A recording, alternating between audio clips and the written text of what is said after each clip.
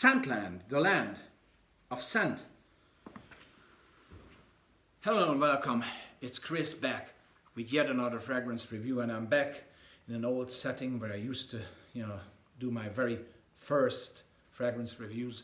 And it has a reason that I returned here into this classy kind of setup, because the fragrance itself really requires to be reviewed in a sophisticated, nice manner. And the reason is that this fragrance that I'm going to be talking about is probably one of the, if not the classiest fragrance perfume that I have ever smelled. It is so sophisticatedly blended and such an utter beauty and masterpiece that I can't really.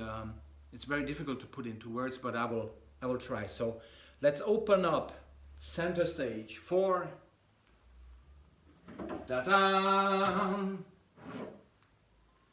JHL by the very house of Aramis. Aramis JHL. Now, weird kind of name, JHL. Are these initials? Yes. And let me tell you a little story there. I'll be short.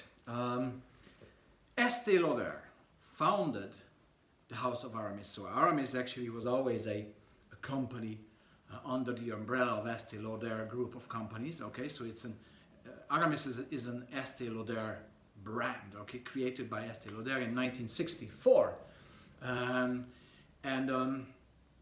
obviously Estée Lauder was heavily involved in her own brand, in Aramis and so on.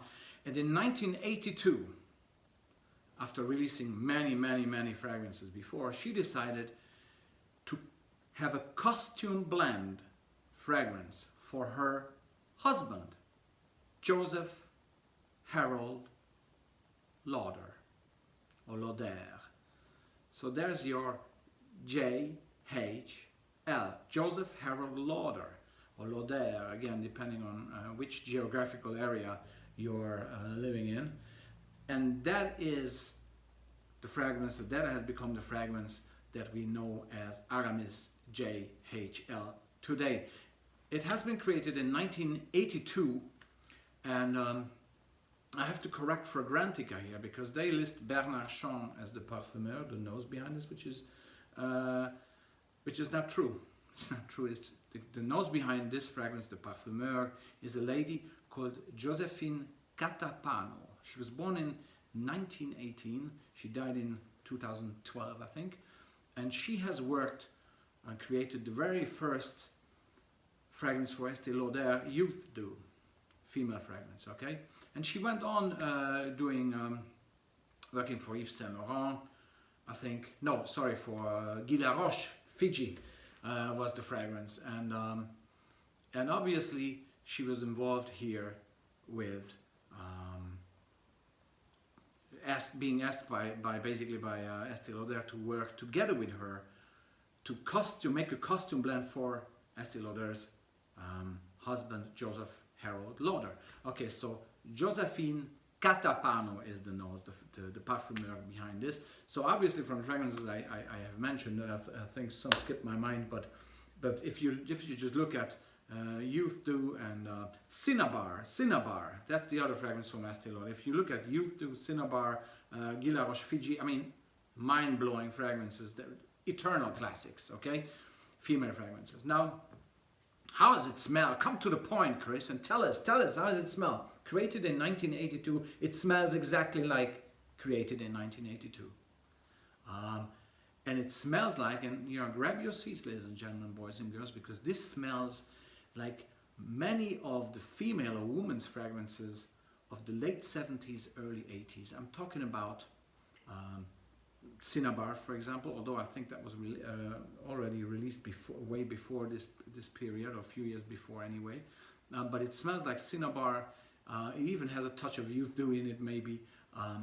It smells similar, or close to Yves Saint Laurent Opium, the woman's version that came out in 1977. It smells to me very much like It has resemblance to Trussard di Donna from 1983 or 2 even. Probably it was 82.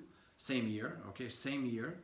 And it also has a resemblance to Alain Delon Le Temple d'Amer, also a female fragrance. Now you would be maybe stunned now and saying that, okay, Estée Lauder created a female smelling fragrance for her husband, okay? And it's a bit like that. Yet, this is still very much a gentleman's fragrance, I really have to say that. But it really has the markings of the great female fragrances of that time frame between 77 and 83 somewhere. Okay, and maybe a bit before that and maybe a bit after. But obviously what I want to say is that it carries the fingerprint of a certain time in fragrantic or fragrance history, okay? It definitely does. So what are the notes that are sticking out?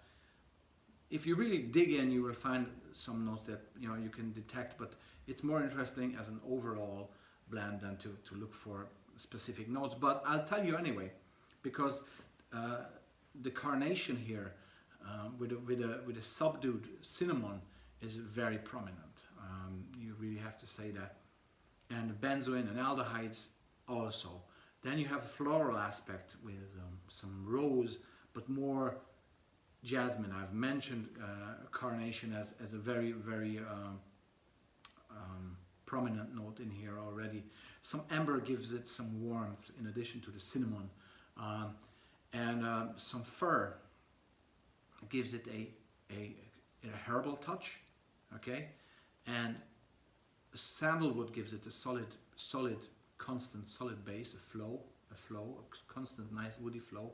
And patchouli gives it the dirty kick, okay? So you can see some jasmine in there as well. Not sure if I mentioned, but it has to be mentioned. The jasmine is definitely part of the floral aspect. So from all the notes you can see this is a very complex blend and done to perfection by Josephine Catapano.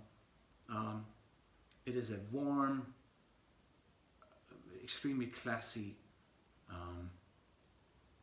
fragrance that if I look at if I would put this on, take this onto the street and let it, let people smell it, everybody would say, oh, this is dated, oh, it smells like my grandma. This is the type of comments that you would get, really. And I will not do that, because this fragrance deserves to be much more than just being dragged into the mud by people saying, oh, it smells like my grandma. Because in this current time and place, this is totally out of context today. Yet, I have to say, obviously this packaging that we're looking at here is the Aramis, is part of the Aramis Gentleman's collection there, released around 2010, I think, around, along with New West and Aramis 900 and Devin and Havana. All these came around, rebottled, redesigned, JHL as well, but then it disappeared, and I have good news, it's back. I've seen it in several online shops. It's back.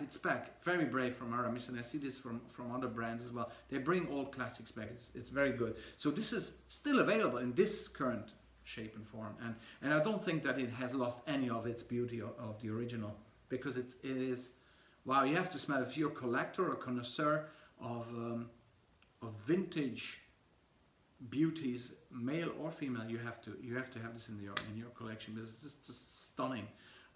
It really smells, if I really want to say what sort of scenario comes to your mind, well-dressed gentleman in this is why we're here actually, heavy furniture, bookshelves, maybe a cigar room without cigar smoke. There's no tobacco in here, okay?